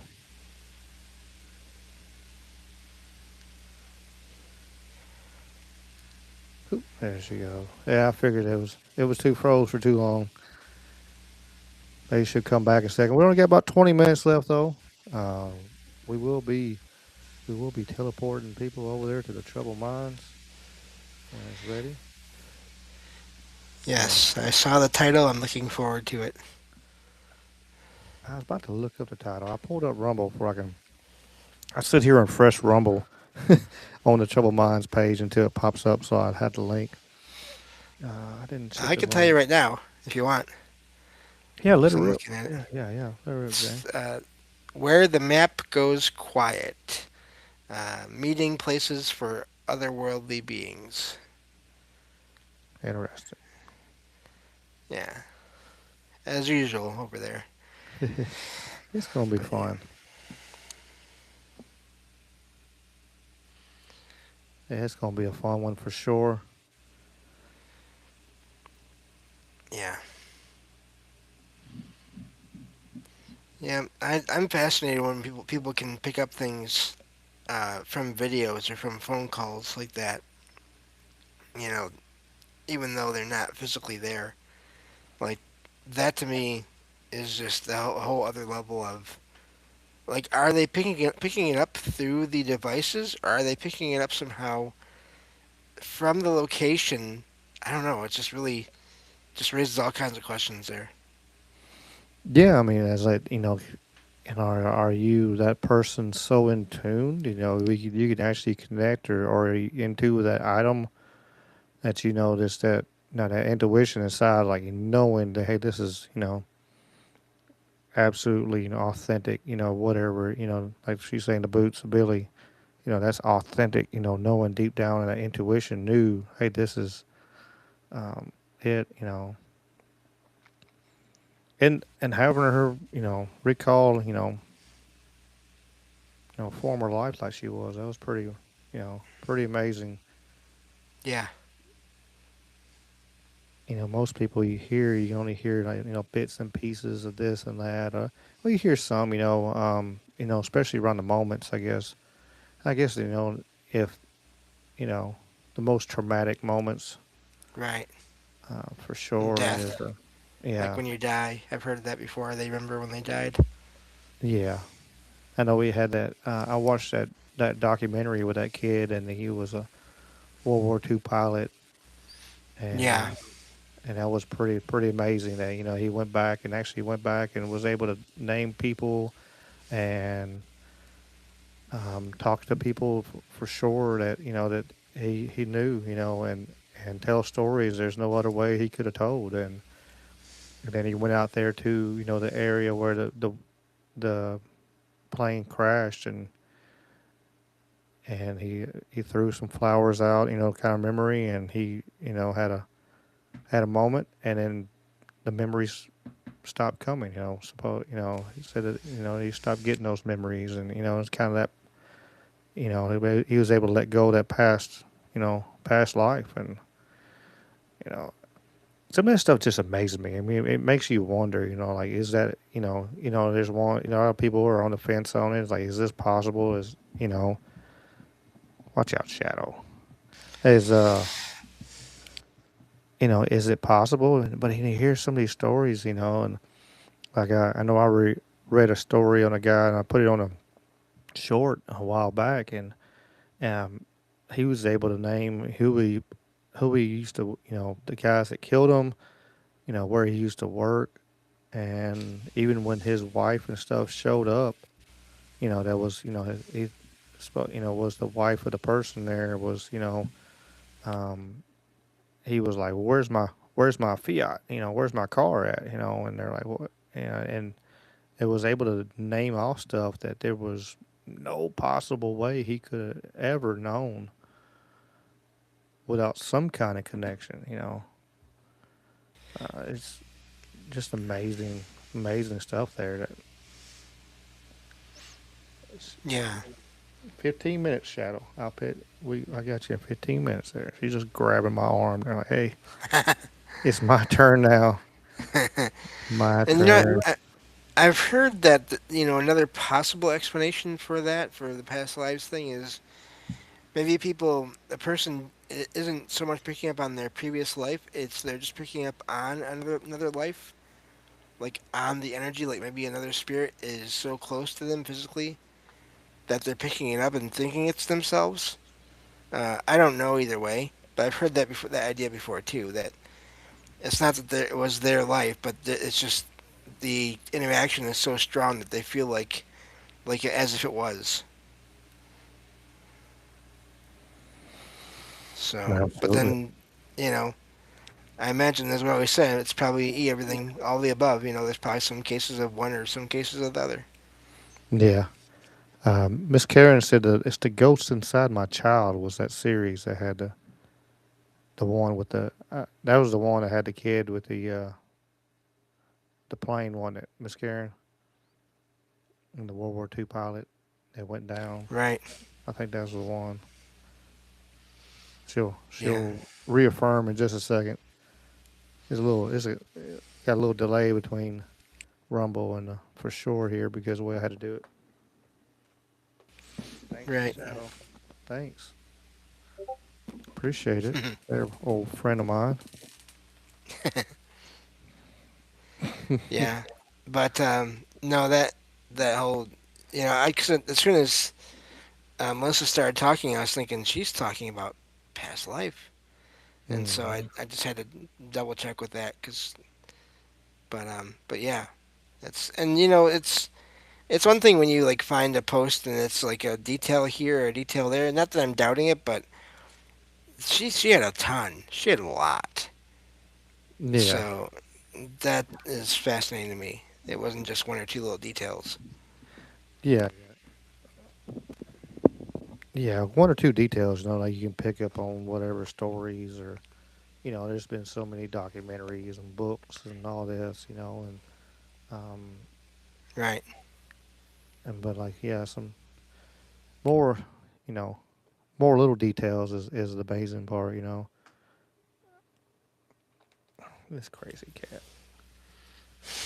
She wants attention now. Don't care about live stream. Oh Get no, in they this don't. shadow show right now. Yeah, they don't care. No. It's like the time that I was, because this came up the other night in a voice chat. It's like the time that my cat Logan jumped on the back of my, at the time, a shorter chair I had, and stabbed me in the back with one of her back paws, her back claws, while I was on Troubled Minds talking, just like I'm doing here, and just talking and making this point and making that point, and ow! Literally, that's what I did. And because that happened that fast. And I had to explain to everybody over there, sorry, my cat just stabbed me in the back. So, Yeah. Not the cat stabbing you in the back. I know, they would never do Dun that. dun dun. Yeah, so, Yeah. Logan said executive producer kitty cat. Yeah. yeah, Shadow. Executive producer Shadow. I should put that in the yeah. description. Be pretty funny. Yeah, Miss Karen did say there were several episodes, but one of them was that one there. It was on the A&E, Okay. and she actually dropped the playlist there. Oh, nice. Yeah, I remember watching several of them back in when it came out on AE. I think I was really intrigued on it. I watched a bunch of documentaries on A&E. They used to have some really good ones on A&E back in the day. Yeah. Yeah, History, really. too. I mean, they had the original Haunted History TV series. Mm-hmm. Not the second one that came out, I don't know, 5, 10 years ago, but the original. And I bring this up whenever talking about TV, because it was my favorite kind of thing where they were just telling the stories of the places. They weren't investigating. It wasn't a paranormal investigation reality show.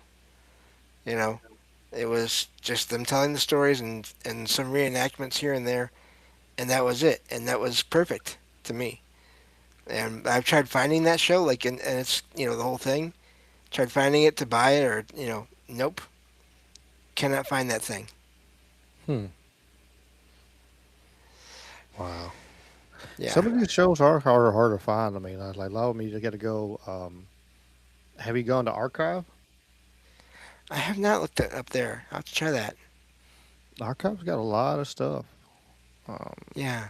they have a lot of stuff.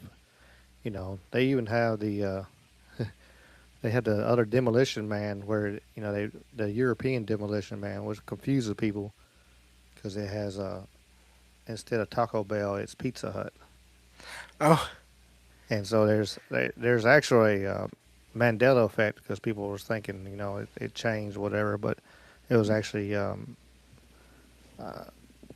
it was a for whatever I forget what the reason was, but over in Europe they actually had to use Pizza Hut instead of Taco Bell. huh. I don't remember why, but little Wow. random facts of information there for everybody that. But there's a lot of a lot of shows on Archive. I'll have to look at that then. Yeah, thank And you. there's thousands and thousands of Because, stuff. You my can gosh. download it. You can straight download it and download it for free or watch it for free. Yeah. But yeah, no, I've seen. I remember um, the original Ghost Hunters TV show. They went to the Birdcage Theater at one point. Hmm. I Yeah, don't I remember. was watching that the other day. Come up on my YouTube. Oh wow! Yeah, yeah, I was watching that the other day. It's pretty cool. I've been watching some of That's, the old Ghost Hunters every once in a while pop up. You just let YouTube play in the background. All of a sudden, here comes today's episode of Ghost Hunters. We're right. Yeah. okay. Well, where are they at today? Right. Yeah. That is one thing I do want to. I mean, someday, if I ever have the money for it, I will be traveling around checking places out. That's, I'd love to do that. Yeah, for sure. I mean, I love traveling. I really do. It's one of them things. Um, I really love traveling, um, going around and just seeing places and meeting new people. Um, Right. I'm always one. One thing I do wish on traveling. I wish I wish teleporters were real. Cause Oh heck yes. like going to the location and checking out stuff and everything, but then like you get to that point where I'm ready to come home. I want to go boop, and I'm ready to in my home. But Right. till then, it's like cool checking out cool spots, and pull off and see this place and it'd be cool. Hey, especially when I got time where it's like, oh, there's an antique place. Yeah, let me turn in here. Let me check it out. Or something like that. Or here's a cool looking random gas station. There's one up there near Pickwick, Savannah area, and it's pretty cool. It's like a multi-layer. It looks like an old kind of like an older time, general store area. But there's like a restaurant, then there's an ice cream shop, then there's Oh a wow. convenience store, and like there's a bunch of buildings connected there. Um, but you can like walk through one into the other. So like each Okay. one has its own thing. So it's pretty neat. You can just ride along and look at like what in the hell is that? You can turn around and like I said when you got time and stuff. And I love doing that. But when it's time to get home, I'm ready to be home. It's like I want to be home now. Damn it, not Yeah, but not in the 6 hours.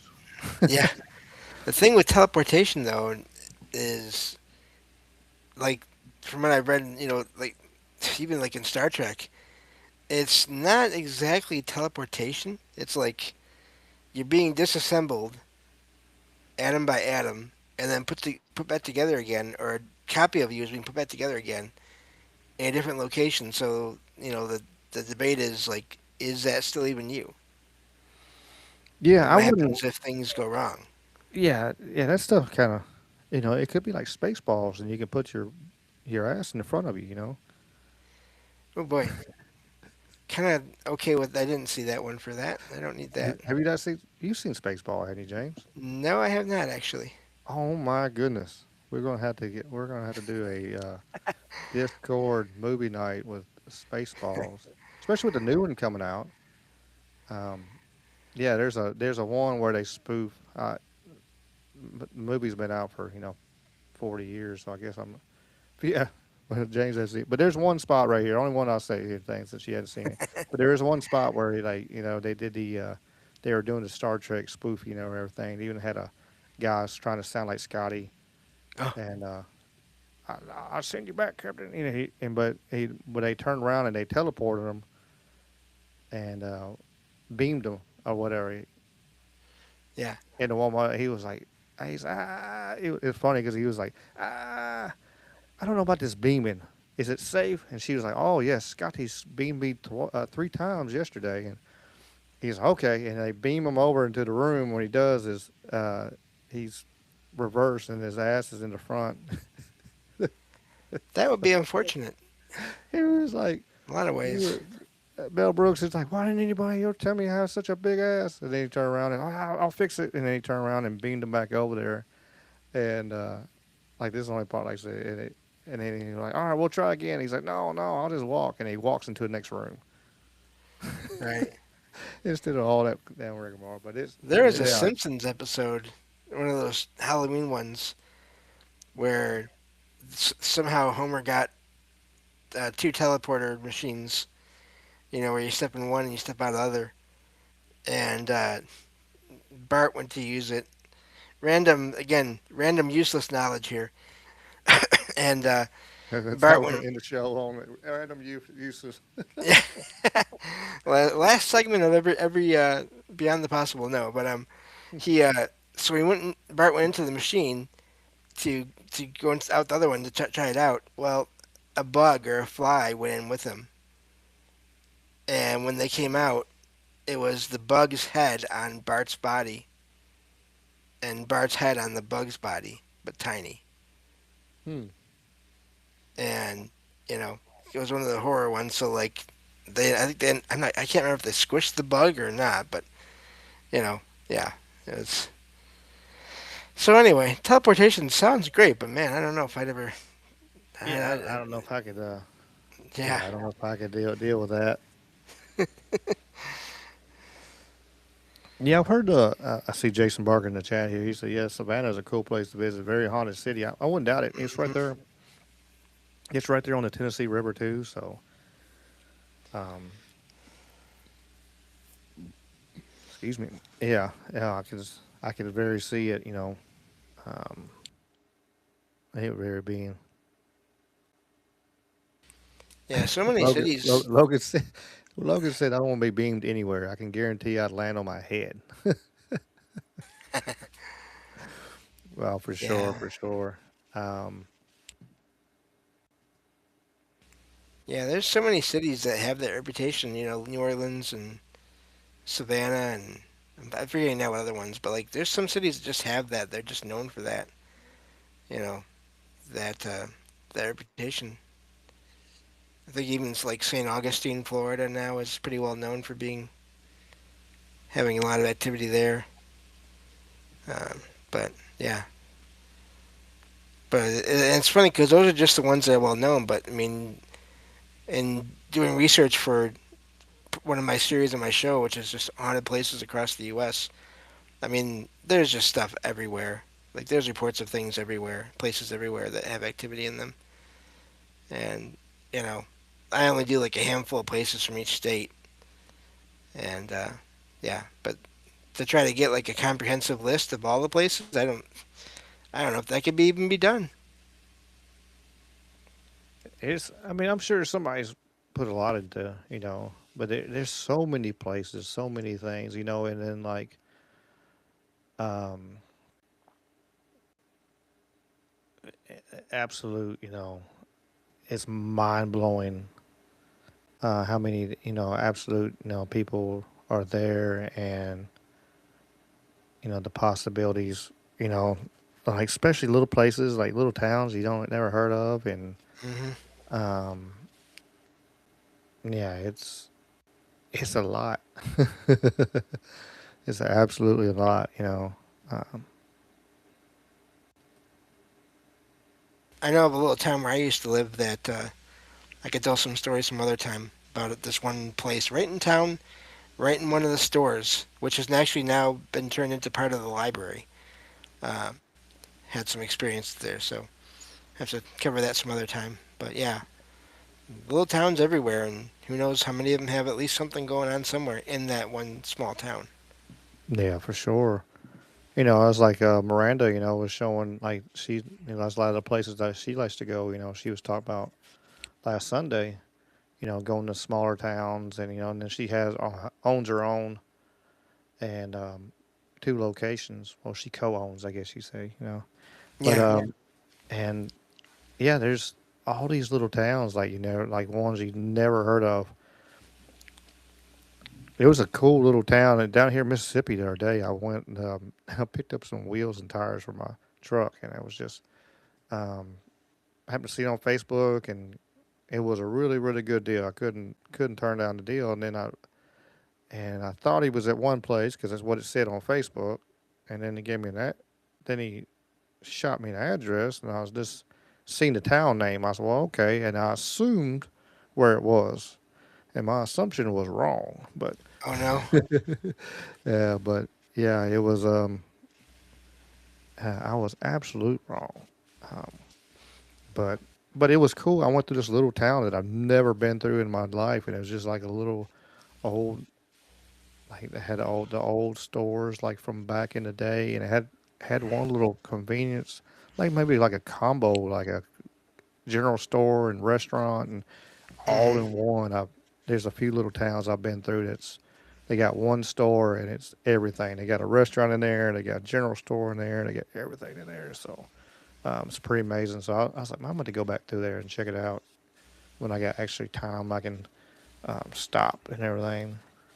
Yeah. I can make it back through, but it's about that time, James. You wanna tell everybody where to find you, and then and we're gonna be sending people everywhere each way but loose. Um, I'm gonna be dropping link. I dropped a link in YouTube for Trouble Minds, so anybody wants to follow along. And on the Rumble, I will teleport y'all. We will do some teleporting today anyway. Some beaming. Y'all will be The safe beamed. kind. The safe kind. This Don't kind is worry. safe. Yeah. Yeah, don't worry. You will be safe. Wink, wink. But go ahead, James. Yeah. But so salsidoparanormal.com. That's SALSIDO paranormal.com.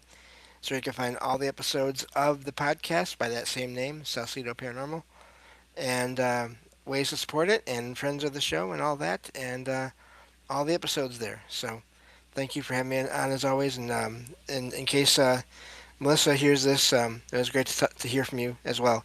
But yeah, thank you, Ricky, and I'm gonna head out now. Everyone, take care. Thank you, James, and appreciate everybody being here. And as always, like I said, check the links in the description. I know Hiker been dropping links for Melissa, and we appreciate her being here and telling her stories. You know, again, everybody, there's going to be stories on here that everybody don't believe, and it's okay. And because there's a lot of situations nobody's ever even dreamed about being in. So it's all right. Everybody has their story, and it's good to be able to talk about it. But I appreciate everybody being here. I appreciate Melissa being here. I appreciate James, all everybody in the chat. Much love, and let's hit this outro. For the ones that get to see it on the Rumble, they get to even see this at the beginning because Rumble being I'll blame it on me. But all right, y'all. I see y'all. See y'all later.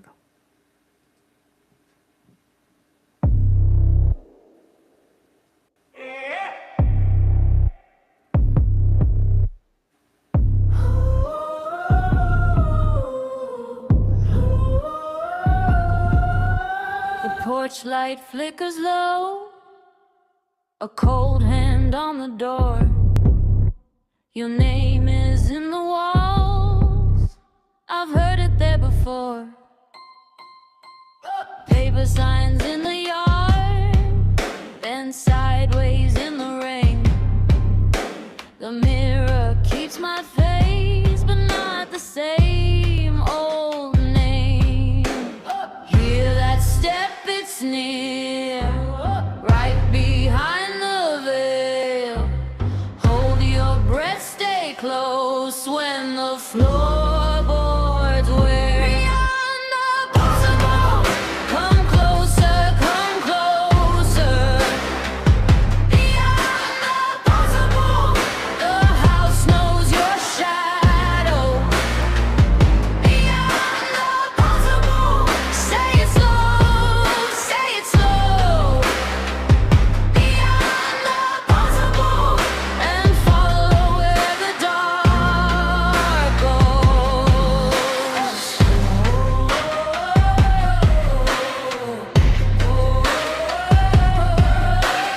Jack-o'-lantern grin, burned into the stone.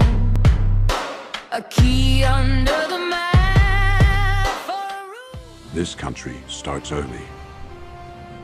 It works hard. It stays focused. It keeps moving. It stands ready. And it carries the weight. Strong coffee for a strong nation.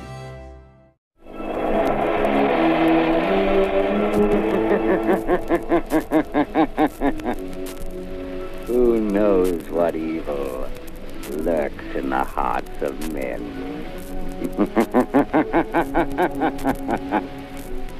The shadow knows.